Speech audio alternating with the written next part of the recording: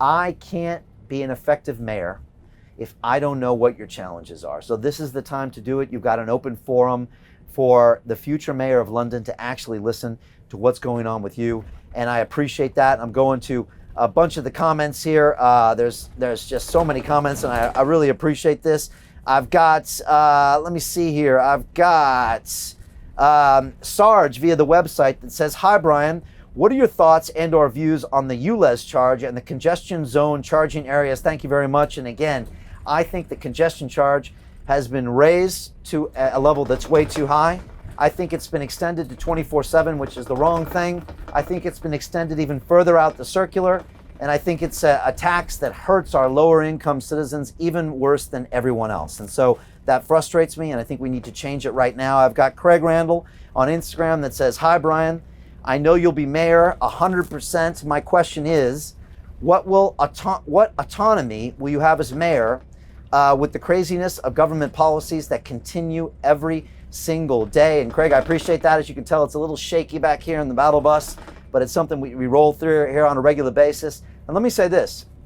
The beautiful thing about me being mayor of London is that I don't have a party that I have to check in with. I don't have a party like they do in Parliament that has to appoint me as a prime minister. I don't have to check with their policies.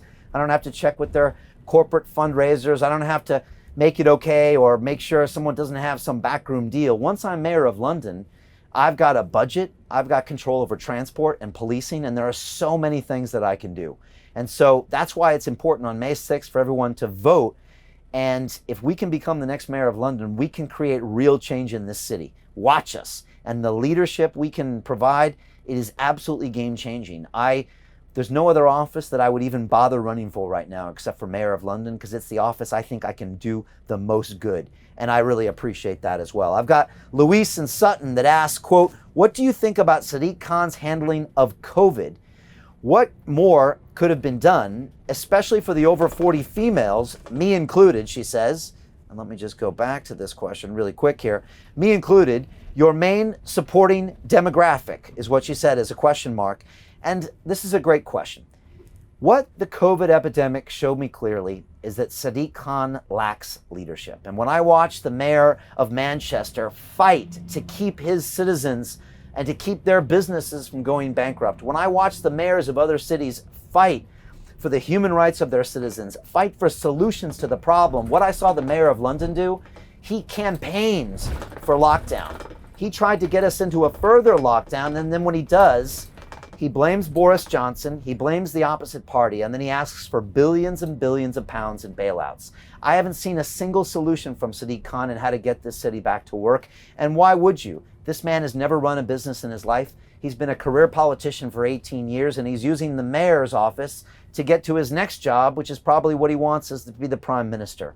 He has lost touch with the citizens because he doesn't care about the citizens, and he's not offering us solutions to our problems. He's not offering us a way out.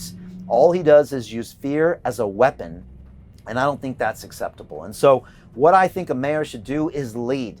A mayor should come up with solutions. A mayor should come up with safe ways for us getting back to work, and I think they exist. I think we can find ways for our hospitality venues to open up. I think we can find ways for our gyms to open up in a COVID secure way, but we need leadership and we need a mayor that can really find those solutions. And the current mayor of London lacks that foresight. He lacks that entrepreneurial spirit. He doesn't know how to get a deal done and bring people to the table and create a win-win situation. And I think that's always going to hold London back. London has always been a great center of commerce. And I think the mayor of London is missing so many incredible opportunities where we could create value for the citizens here. We could create money for the economy of London, and we could solve these problems. So whereas maybe Transport of London doesn't continually run in a deficit, what if the TfL could run at a profit? I have a solution for that. What if we could provide money to our community centers from corporate sponsors? I have a solution for that. What if we could build 50,000 new affordable homes by Christmas this year? I have a solution for that. I bring solutions to the table because I look at this through the lens of 30 years of business experience in the automotive industry, aerospace industry, in finance in the City of London, and also in new media. So I appreciate the question, Louise, and I like hard questions. That's why I'm here live with you. Ask me hard questions and see if I can answer them. If I can, then you can consider me as your next mayor of London. And if not, then that's fair enough. But let's talk about real issues and real facts. We've got Louise Arrington on YouTube that says, quote, Khan is just pushing fear, unquote. And Louise, I see the same thing. All I see from him is a fear narrative. He tries to scare you into submission. He blames the national government, and then he asks for more and more bailouts to the tunes of billions and billions of pounds. Some more comments here. I've got Matt in Richmond upon Thames, which I think we're coming to right now, that says, quote, what time will you be in Richmond on the 2nd? Will you pass through Twickenham? And right now we are literally on our way through as we speak. So I appreciate you. If you see our bus, honk your horn, print out your Brian for Mayor poster, stick it in your window. And I appreciate this here. I got Marina via the website that says, quote, is it possible the run for mayor will go ahead this year, as I would really like our country to get back on its feet. Your policy sounds like it's in the right direction. And Marina, we are expecting free and fair elections on May 6th, which is why we're out here campaigning. Make sure you register to vote. Go to votefirst.london if you're not registered. But we need to come out in force on May 6th and vote for a new voice, an independent voice. Otherwise, it's going to be difficult to create change. And I have to ask you the question, do you want 3 more years of this? The truth is that the current mayor of London, he's expecting to win right now. That's why he's not out campaigning. That's why he's not on the streets addressing your issues. He thinks you're going to vote for the same party your parents voted for. And you're not even going to think about the other alternatives. And so he's not going to bother campaigning, in my opinion. He's not going to answer the difficult questions, and he's not going to be held accountable to his failed policies. If you find that unacceptable, then you've got to go and vote on May 6th, even if you've never voted before. Even if you don't believe in voting, this is the only way we can create change. So make sure you get out there and show us with your vote, and then we can become the next mayor of London on May 6th and take London in a new direction. A couple last comments here, and I appreciate this. I got Decompa77 on Instagram saying, hi, Brian. You are definitely the person to lead London. I really hope you get the votes needed. Nice to see you in Wandsworth and other places in London. All the best. Greetings from Poland. Thank you so much. I appreciate you.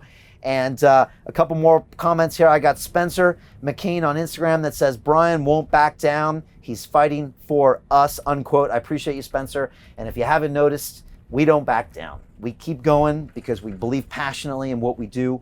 We believe in the citizens of London. I love this city. It's given me 21 years of the most incredible part of my life. My children were born here. I'm a citizen of this country. I plan on being buried right in this city, and I appreciate you, and that's why I'm doing this. A couple last comments. I got Paul Hutt on YouTube that says, quote, this is a massive challenge for all involved and won't happen overnight, but you can rest assured Brian will make this his personal mission, have many sleepless nights, but will succeed. And so thank you, Paul. I think you know me pretty well. And a lot of people have known me from the past 10 years on my show, London Real. I've been broadcasting every single week. Come rain, come shine, come sleet, come snow. We always deliver. And once I'm on a mission for something, we do not stop. And, 10 police officers won't stop me. Them trying to reschedule an election won't stop me. Them trying to arrest and detain us won't stop me. Them trying to pull over our bus won't stop me.